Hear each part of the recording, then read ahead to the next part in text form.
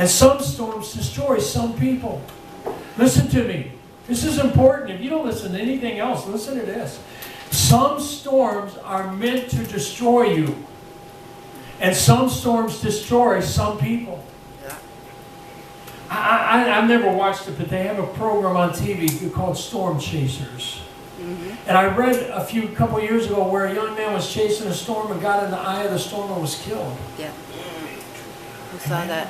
Yeah. First of all, don't chase a storm. There's plenty of storms chasing you. That's right. Amen? And if you allow the storms to come in your life, God will protect you. Amen? But if you have not allowed yourself to become developed. See, some people, every time a storm comes, they run.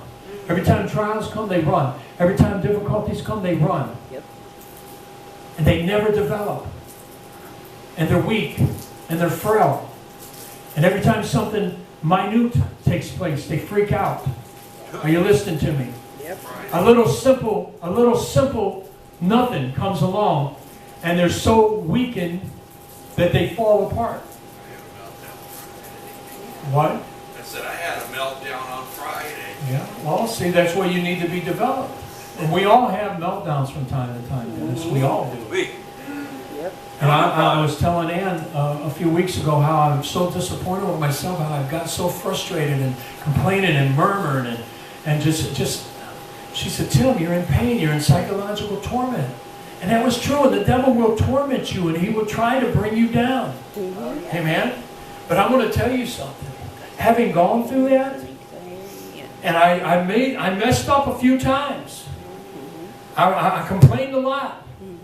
But when I finally got the victory over that, I came out of that mess. Amen. Are you listening?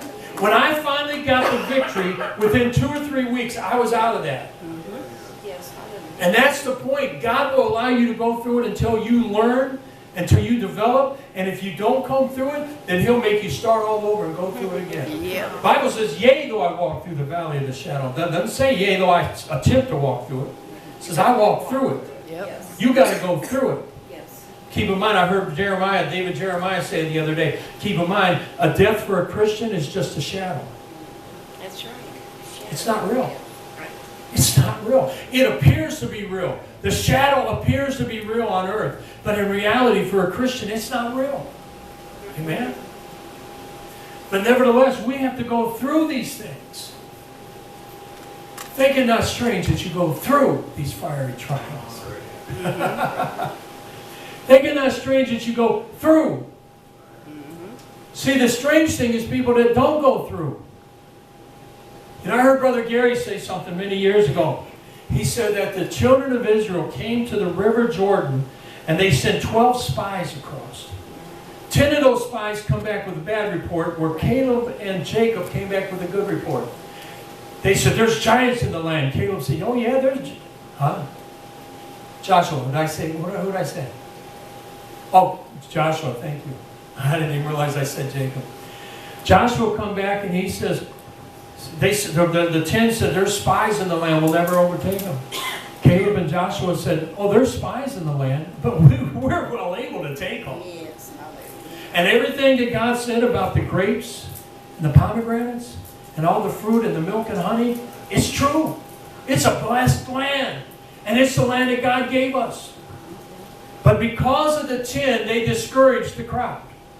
How many of you know you can discourage or encourage the crowd? And when they finally, after a generation had died off, 40 years later, 40 years in the wilderness, they all died off but Caleb and Joshua. Jacob, get out of here. Quit messing with me. And when they went into the promised land, you know they had to go back to the same point, the same place, the same entry point as they started 40 years previous to that. Are you getting this? Yes. Because of their disobedience, they wandered for 40 years and then still had to go right back to the place God told them to go to in the first place. You might as well go the first time. Get it over with. Think of all the blessings you're missing out on by not going the first time. Just go. I know it's scary. You know, I read a book some years ago. Because Mary Kay Baxter wrote a book. She had 2 books. One on my divine revelation of heaven, and one was my divine revelation of hell. And the Lord spoke to her and told her, I'm taking you to hell. She said, I don't want to go there. I said, I'm saved. He said, I know you're saved, but I want you to go because I need you to tell this story. He says, and I want to be with you. So she went with him. And she was able to go through hell because she was with Jesus. Amen. Think of all the people that go to hell, not through it, but to hell without Jesus. You know everyone there is without Jesus. Can I say that again? Everyone in hell is without Jesus. Amen. So we look and we see that it was meant for the mission, to prepare you for mission. And Jesus spoke on this Sermon of the Mount. And he spoke last week, we talked about the different Beatitudes. How you would be blessed by following him. But here in the verse 13, he begins to talk to his disciples. And he says, you are the salt of the earth. Somebody says, you know, I never get a chance to witness to people. Nobody wants to hear it. Maybe you're not salty enough.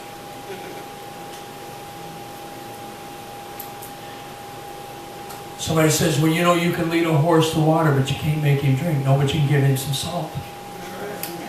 Then When he he'll drinks want to salt, drink. he gets thirsty. Then he wants to drink. I said last week about some of the people that used to go to bars. What do they do when you go to the bar? They set out a big bowl of pretzels or peanuts. Free! Yeah. Free! It's not free. You're paying exorbitant prices for the drinks to get those because you're thirsty. And you want more. Amen. Yeah. Yep. You're the salt of the earth. If you're not sharing the gospel with someone, it's probably because you're not salty enough. Because when you're salty, they get thirsty. And when they get thirsty, you have living water. Amen? That you can share and bring people into the kingdom of God. He says, you are the salt of the earth. But if the salt has lost its savor, if it's lost its flavor, in other words, if you're not living the life you're supposed to live, if you're doing things that you're not supposed to do, if you're not salty, nobody's going to hear. Somebody says, do as I say, not as I do. People don't do what you say. People only do what you do. People will follow what you do. I'm going to tell you something. If somebody tells me not to be running around with women and I catch them running around with women, I'm not never going to listen to them again. Right. Amen? Amen. Somebody tells me don't steal and they're the biggest thief. Young man, my daughter's cousin, used to come over to the house and he would talk about his little brother, what a horrible thief he was. He said, man, I don't steal, but every time he'd leave, he'd take something with him. Tanya let him and her other cousin stay upstairs for a while, and her and the van stay downstairs with me. He takes off with her pots and pans, because he was getting an apartment. Takes off with some pots and pans. Takes off with a broom, a mop, bucket. All the things he needed in his house. His other cousin said, what are you doing? What are you taking Tanya's stuff?